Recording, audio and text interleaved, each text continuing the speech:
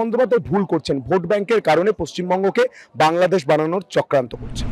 ওরা যখন জিতে ইভিএম ভালো, সবকিছু ভালো, নির্বাচন কমিশন ভালো, ওরা যখন হারবে, বুঝে গেছে হারবে, তার জন্য আগে থেকে বলছে আমি বাবা খেলবো না, আমি এরকম করে খেলবো না। এটা আগে থেকে বলে রাখছে যাতে বলতে সুবিধা হয়।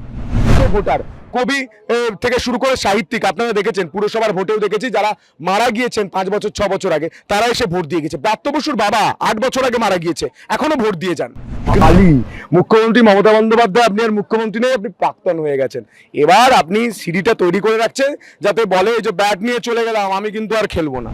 আমার কাছে কোনো খবর নেই, পার্টির সিদ্ধান্ত চির সিদ্ধান্ত। আমি যেখানে কাজ করতাম তখনও তাদের সিদ্ধান্ত আমার সিদ্ধান্ত। আমি তো একটা কর্মী মৌমাছি। আমরা একেবারে পরিবর্তন যাত্রা তারকেশ্বরে এসে পৌঁছাচ্ছে। বিভিন্ন সূত্রে তুমি একেবারে বিজেপিতে জয়েন করার পর থেকেই যে ধোঁয়াশা একেবারে তৈরি হয়েছে, সন্তু পান তারকেশ্বরের ক্যান্ডিডেট, কি বলবে? দেখুন, আমি জানি না, আপনারা নিশ্চয়ই জানবেন। আমার কাছে কোনো খবর নেই, পার্টির সিদ্ধান্ত চির সিদ্ধান্ত। আমি যেখানে কাজ করতাম তখনও তাদের সিদ্ধান্ত আমার সিদ্ধান্ত। আমি তো একটা কর্মী মৌমাছি।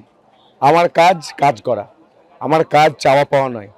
আমি কাজ করে যাচ্ছি, বাকিটা তারকনাথ দেখবেন, বাকিটা পার্টি দেখবে। এখন তুমি বিজেপিতে জয়েন করেছো, পরিবর্তন যাত্রায় তুমি এসে উপস্থিত হয়েছো। অন্যদিকে তুমি যখন পরিবর্তন যাত্রায় কলকাতায় একেবারে মুখ্য নির্বাচন কমিশনে জ্ঞানেশ কুমার যখন এয়ারপোর্ট থেকে ঢুকলেন তখনও তাকে কালো পতাকা দেখানো হলো, এবং বর্তমানে আজকে একেবারে 3টি রাজনৈতিক দলের সাথেই বৈঠক ছিল তাদের। তৃণমূল বেরিয়ে একাধিক অভিযোগ করছেন তাদের নাকি কথা বলতে দেওয়া হয়নি। তৃণমূলের এই কালচারটা দেখে আপনি আশ্চর্য হয়েছেন? আমি আশ্চর্য হইনি। আমি এর আগে দেখেছি সুপ্রিম কোর্টকে অপমাননা করা, কয়েকদিন আগে রাষ্ট্রপতিকে অপমান করছেন, নির্বাচন কমিশনকে অপমান করছে, হাইকোর্টকে অপমান করছে। হাইকোর্টের সিটিং জাজ তাদের বাড়িতে গিয়ে পোস্টার লাগাচ্ছে, তাদের বাড়ির ফ্যামিলির সদস্যদের পুলিশ দিয়ে ডাকাচ্ছে। এর থেকে আর অপমান কি? আসলে মমতা বন্দ্যোপাধ্যায় এই পশ্চিমবঙ্গটাকে ভারতের মধ্যে মনে করেন না। উনি ভাবেন এই পশ্চিমবঙ্গটা বাংলাদেশ। এই পশ্চিমবঙ্গ বাঙালি হিন্দুদের জন্য লড়াই করেছিলেন শ্যামাপ্রসাদ মুখার্জি। তাঁর জন্য আজকে আমরা এখানে দাঁড়িয়ে রাজনীতি করতে পারছি, শ্বাস নিতে পারছি, খাওয়া দাওয়া করতে পারছি। মমতা বন্দ্যোপাধ্যায় ভুল করছেন। ভোট ব্যাংকের কারণে পশ্চিমবঙ্গকে বাংলাদেশ বানানোর চক্রান্ত করছেন। চন্দ্রিমা ভট্টাচার্য এবং ফিরহাদ হাকিম আজকে সেই বৈঠকে উপস্থিত ছিলেন জ্ঞানেশ কুমারের সাথে। চন্দ্রিমা ভট্টাচার্য বেরিয়ে এসে বলছেন যে ওখানে কথা বললে জ্ঞানেশ কুমার অপমান করছেন, মাইকের সাউন্ড কমিয়ে দিচ্ছেন। শুনুন, আমরা যখন ছোটবেলায় খেলতাম, আমাদের যখন নিজেদের ব্যাট ছিল, আমরা আউট হয়ে গেলে ব্যাট নিয়ে বাড়ি চলে যেতাম। তৃণমূলের এখন সেই অবস্থা হয়েছে। ওরা যখন জিতে ইভিএম ভালো, সবকিছু ভালো, নির্বাচন কমিশন ভালো, ওরা যখন হারবে, বুঝে গেছে হারবে, তার জন্য আগে থেকে বলছে আমি বাবা খেলবো না, আমি এরকম করে খেলবো না। এটা আগে থেকে বলে রাখছে যাতে বলতে সুবিধা হয়। কিন্তু প্রথমে 32 লক্ষ, তারপরে 60 লক্ষ, কি করে এই ইকুয়েশন? দেখুন, যারা অনুপ্রবেশকারী বাংলাদেশি, তারা মিঠু মোল্লা প্রকাশ্য বুম ক্যামেরায় বলেছে যে আমি বাংলাদেশ থেকে এসেছিলাম, তৃণমূল আমাকে ভোটার কার্ড দিয়েছে।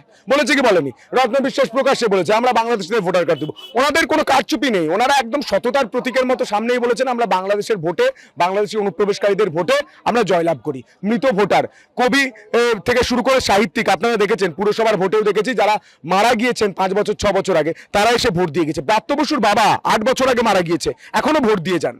কিন্তু সেটা হবে না, ওই গুড়ে বালি। মুখ্যমন্ত্রী মমতা বন্দ্যোপাধ্যায়, আপনি আর মুখ্যমন্ত্রী নেই, আপনি প্রাক্তন হয়ে গেছেন।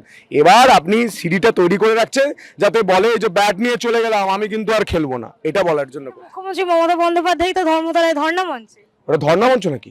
ধর্ণা মঞ্চে পর্দা থাকে? আপনারা দেখেছেন? আমরা দেখি নাট্য মঞ্চে পর্দা থাকে, ধর্ণা মঞ্চে থাকে না। নমস্কার।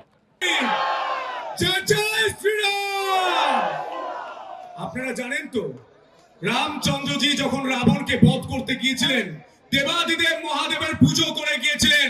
এই তারকেশ্বর তারকনাথের ধাম, তাই দুটো হাত উপরে তুলে বলুন তারকনাথের চরণে সেবা লাগে। শিব আমাদের, জয় বাবা। আমার এই মাটিতেই জন্ম, স্কুলে পড়া, কলেজে পড়া। আবার যখনই মন খারাপ হয়েছে, আমি যখনই দিশা দেখতে পাইনি, তখনই এই ধামে ছুটে এসেছি।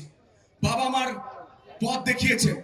কিন্তু আজ আপনি ভাবুন, যে তারকেশ্বরে বসবাস করছেন, এখানকার মানুষ যারা বেনারসে গিয়েছেন, সে বেনারসের সঙ্গে তারকেশ্বরের তুলনা করুন। বেনারসের কোনো মানুষ অসুস্থ হলে তাকে লখনৌ যেতে হয় না, তিনি বেনারসেই চিকিৎসা করাতে পারেন। কিন্তু আপনারা আজ তারকেশ্বরে থেকেও আপনাকে চিকিৎসা করাতে হয় কলকাতা, নয় আরামবাগ ছুটতে হয়। আরামবাগে ছুটেও রেফার রেফার রেফার। এই রেফার রোগকে সরাতে হবে, মমতা বন্দ্যোপাধ্যায়কে সরাতে হবে। আর এখানে একজন রয়েছেন বালিন্দু ইঁদুর, রামেন্দু সিংহ রায়। আপনাকে নাম নিয়ে বলছি, আপনি দামোদরের বালি চুরি করে আপনার পকেট ভরছেন, সেই পকেট ফুটো হবে, আপনার প্রতিটা টাকার হিসাব হবে। আপনি রাম নবমীর দিন কি বলেছিলেন? জয় শ্রীরাম যারা বলবে তাদেরকে ধরে ধরে মারো। আজ বলছি জয় শ্রীরাম, হিম্মত আছে মেরে দেখান। আজ হিসাব এখানে হয়ে যাবে, হিসাব হয়ে যাবে। আজ আপনি ভাবুন তারকনাথের করিডোর কেন তৈরি হবে না? আমি বেনারসে গিয়েছিলাম, যারা গিয়েছেন তারা দেখেছেন দুধার চওড়া রাস্তা, দোকান, যুব সমাজ করে খাচ্ছে। কিন্তু আজ এখানে তারকনাথের অবস্থা দেখুন, মন্দিরের অবস্থা দেখুন। আর এনারা করবেন কেন? এনারা তো হিন্দু বিরোধী। মহুয়া মৈত্র মনে আছে শিবরাত্রির দিন কি ছবি পোস্ট করেছিলেন তার সোশ্যাল মিডিয়ায়? দেবাদিদেব মহাদেবের মাথার উপর ফুল চন্দন নয়, তিনি পরিয়েছিলেন একটি নোংরা জিনিস, যেটা আমি বলতে পারবো না। আমি একজন শিব ভক্ত, আমি জানি কতটা কষ্ট লাগে। সায়নী মনে আছে? সায়নী ঘোষ মনে আছে? মহুয়া মৈত্র মা কালীকে অপমান করেছিলেন। ছেড়ে দিন, মমতা বন্দ্যোপাধ্যায় সম্প্রতি দেবাদিদেব মহাদেবের নাম উচ্চারণ করতে পারেনি, শিবলিঙ্গ উচ্চারণ করতে পারেনি। আসলে পাপীদের মুখে দেবাদিদেব মহাদেবের নাম আসে না, তাই তিনি বলছেন বড় একটা শিবলিঙ্গ বলতে পারছেন না। আমরা বলছি যে রামেন্দু নাকি দুর্নীতি করছে। বিজেপির কথা ছেড়ে দিন, এই যে 4 পাতার পেজ, এটা বিজেপি প্রকাশ করেনি, এটা করেছে তৃণমূলের প্রকাশ করা নথি। সেই নথিতে বলছে কাটমানি কাটমানি কাটমানি, রাস্তা থেকে কাটমানি, সরকারি প্রকল্প থেকে কাটমানি। রামেন্দু সিংহ রায়, আপনার দলের নেতারাই চান না আপনি আবার তারকেশ্বরে জিতুন। আপনি হেরে যান, তাই তারা চান। আমার কাছে খবর আছে তারা দুবেলা কালীঘাট যাচ্ছে। তৃণমূলের নেতারা বলছেন ম্যাডাম, দাদা, রামেন্দুকে আর টিকিট দেবেন না, আমরা জিততে পারবো না। মনে আছে? মনে পড়ছে না তো? আমি আরো একটা ছবি দেখাই। চঞ্চল ঘোষ, বছর 15। চেনেন এই ছেলেটাকে? রামেন্দু চেনেন? রামেন্দু বাবু, আপনাদের অপদার্থতা, প্রশাসনের অপদার্থতায় শিবরাত্রির দিন এই ছেলেটা ডুবে মারা গেছে। এই পরিবারের সঙ্গে আপনি এখনো দেখা করেননি। কোন মুখে করবেন? কোন লজ্জায় করবেন? এই চঞ্চল ঘোষ আপনার জন্য মারা গিয়েছে। মনে আছে এই তারকেশ্বরের মাথায় কাকে বসানো হয়েছিল? জনাব ফিরহাদ হাকিমকে।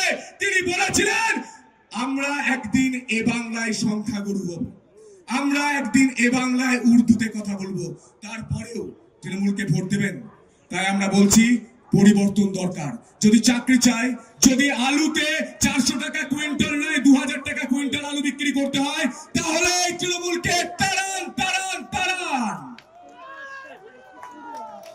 মমতা বন্দ্যোপাধ্যায় বলেছিলেন মা মাটি মানুষের সরকার। আমি একটা ছোট্ট কবিতা বলে শেষ করছি। কাঁদছে মা, কাঁদছে মাটি, দেখছি আমরা সকলে। 200 বছরে বুটের শাসন হার মেরেছে চপ্পলে। এই চপ্পলকে তাড়ান তাড়ান তাড়ান। আপনার ছেলে বাড়ি চাকরি পাবে, আপনার মেয়ে সুরক্ষিত থাকবে। ধন্যবাদ। বন্দে মাতরম।